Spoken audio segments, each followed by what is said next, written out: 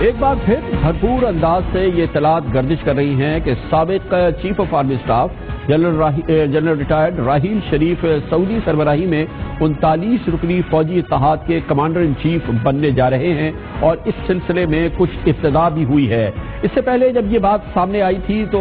اس حوالے سے ملک میں ایک بحث شروع ہوئی تھی، ایک ڈیبیٹ شروع ہوئی تھی۔ عام خیال یہ تھا پاکستان کے انٹلیکچوئلز کا، تجزیہ نگاروں کا، حتیٰ کہ سیاستدانوں کا کہ اس حوالے سے بہت سوچ سمجھ کے فیصلہ کرنا چاہیے، لیکن خیال یہی تھا کہ یہ مناسب عمل نہیں ہوگا کیونکہ ایک جوہری ملک میں انتہائی اہم اور حساس عہدے پہ تعینات شخصیت کا بیرون ملک کسی فوجی اتحاد کا سربراہ بننا کئی سوالات اپنے لیے رکھا ہوا ہوگا، اور یہ بہت امپورٹنٹ بات ہوگی کیونکہ جنرل راحیل شریف بہرحال پاکستانی فوج کے سپاہ سالار کی حیثیت سے ریٹائر ہوئے ہیں۔ اب وہ کوئی اور یونیفارم پہنے، وہ کسی اور کمانڈ میں کام کریں، کسی اور سرزمین پہ جائیں، پھر پاکستان کے اپنے معروضی حالات، پاکستان کے خطے کے حالات، پاکستان کے ایران سے اور سعودی عرب سے تعلقات، یقینی طور پہ پاکستان کے سعودی عرب کے ساتھ انتہائی قریبی تعلقات ہیں، بہت ہی عزیز اور عظیم برادرانہ تعلقات ہیں، لیکن بہرحال پاکستان کا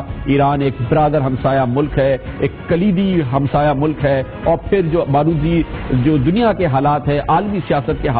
کے حوالے سے ایران اور سعودی عرب کا جو ایک دوسرے کے ساتھ رویہ ہے، جو ان کا ایک دوسرے کے ساتھ تعلقات کا سٹیٹس ہے، کیا پاکستان اس کا ایک فریق نہیں بن جائے گا؟ اور جب جنرل راحیل شریف اس فوجی کمانڈ کو سنبھال لیں گے جو دراصل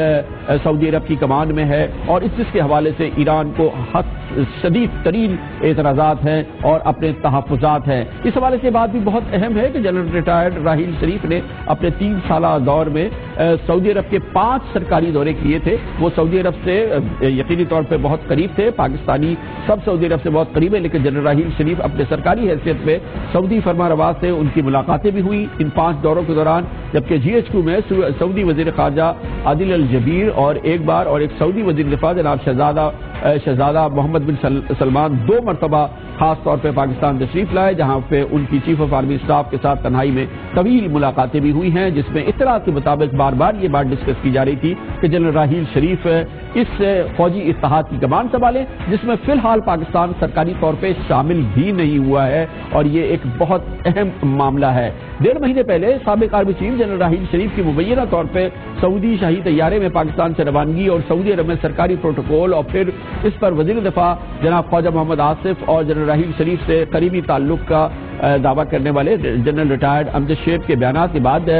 پاکستان کے میڈیا میں، سوشل میڈیا پر اس حوالے سے قیاس آرائیاں شروع ہو گئی تھی، اور بہت بڑی اور انٹینس ڈیبیٹ تھی جو سامنے آئی تھی، جس میں کہ دونوں طرف کی رائے شامل تھی۔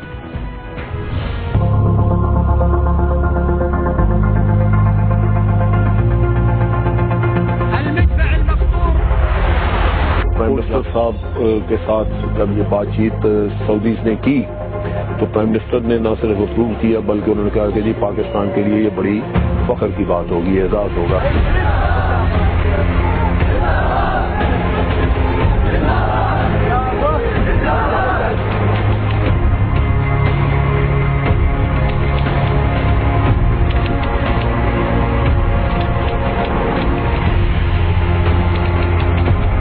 ہماری حکومت کی منشا شامل ہوگی، ساری کلیئرنس ہوتی ہے۔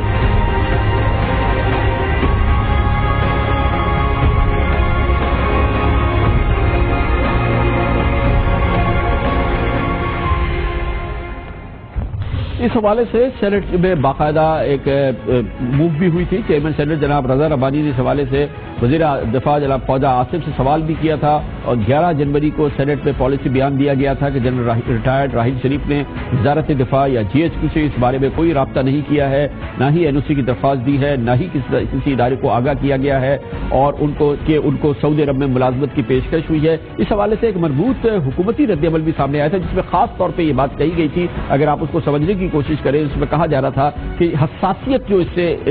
اٹیچ ہے اس کی نشاندہی کی گئی تھی، اور یہ حکومت کی اہم ترین شخصیت وزیر اعظم جناب نواز شریف کے بعد جناب اسحاق ڈار نے کی تھی، جس میں انہوں نے اس کی حساسیت کی بھی بات کی تھی. انہوں نے یہ بات بھی کی تھی کہ جنرل راحیل شریف کو ان کی توقع تھی کہ جب ان کے پاس جب وہ اس پہ سیریسلی کریں گے اس بات کو ڈسکس، اور تو وہ اس معاملے کو جی ایچ کیو لے کے جائیں گے، حکومت کے پاس لے کے آئیں گے، اور پھر جو حکومت کا مشورہ ہوگا اس حوالے سے اس پہ عمل کریں گے. جناب اسحاق ڈار نے اس سلسلے میں بہت اہم پالیسی بیان دیا تھا. یہ حکومت کا، پرائم منسٹر کا اور جنرل راحیل کا اپنا یہ کنسنسس ویو تھا کہ کانفلکٹ آف انٹرسٹ ہوگا. آئی ایم شیور کہ جو قانونی اور آئینی تقاضے ہیں وہ پورا کریں گے. Knowing general Raheel, he will not do things in the air. وہ اپنی ہر چیز کو پورا کریں گے. ایک ہو سکتا ہے مجھے اطلاع نہیں ہے، اور اگر انہوں نے ان پرنسپل کہا بھی ہے تو آئی ایم شیور کہ اس کا شرط لگائیں گے کہ میں اپنے ملک کی جو ریکوائرمنٹس نوئنگ جنرل راحیل وہ پوری کریں گے. ملک کی مفاد میں ہر چیز قانون آئین کو دیکھ کے فیصلہ کریں گے. آگے بھی اسی طرح ہی تھا کہ ان کی خواہش تھی، لیکن وہ خواہش اس لیے پوری نہیں ہو سکتی تھی کہ ایک پاکستان کا سپہ سالار اپنی فوج کا وہ دوسرے 34 یا 39 ملکوں کی فوج کو پیرلل اس کو کمانڈ نہیں کر سکتا. کیا اب اگر جنرل راحیل شریف کی یہ خواہش ہے اور یہ معاملہ حکومت کے سامنے ہے تو حکومت کو اس حوالے سے جنرل راحیل کو اجازت دینی چاہیے یا نہیں دینی چاہیے؟ کیا پاکستان کے معروضی حالات اس بات کی اجازت دیتے ہیں یا نہیں؟ یا یہ کہ یہ پاکستان کے لیے کیا اعزاز کی بات نہیں کہ 39 ملکوں کی ایک فوجی اتحاد ہے اور اس کی کمانڈ پاکستان کے سابق چیف آف آرمی اسٹاف کریں گے؟ ان تمام امور پہ بات کرنے کے لیے پاکستان کے ممتاز ترین اینالسٹ اور